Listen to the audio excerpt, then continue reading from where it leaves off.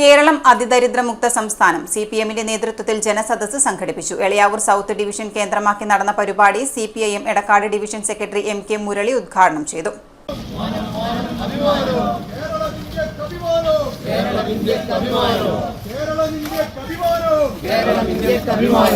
അതിദാരിദ്ര്യം തുടച്ചു നീക്കിയ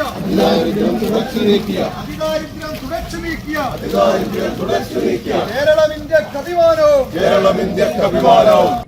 കേരളത്തിലെ 1036 വരുന്ന തദ്ദേശ സ്വയംഭരണ സ്ഥാപനങ്ങളിലെ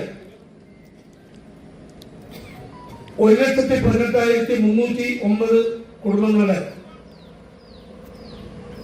ദരിദ്രരെന്ന് കരുതുന്ന കുടുംബങ്ങളുടെ പ്രാഥമിക പട്ടിക ചെയ്യാനായി. പിന്നീട് പ്രത്യേക ഉപസമിതികൾ അതിൽ നിന്ന് 87,158 കുടുംബങ്ങളുടെ ഒരു ചുരുക്ക പട്ടിക ചെയ്യാനായി.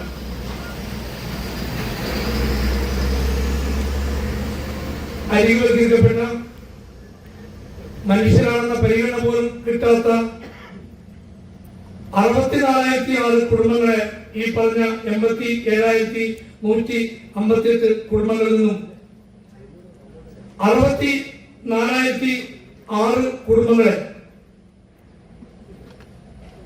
ഗവൺമെന്റ് പരിഗണിക്കുകയും അവരെയാണ് ഈ പറഞ്ഞ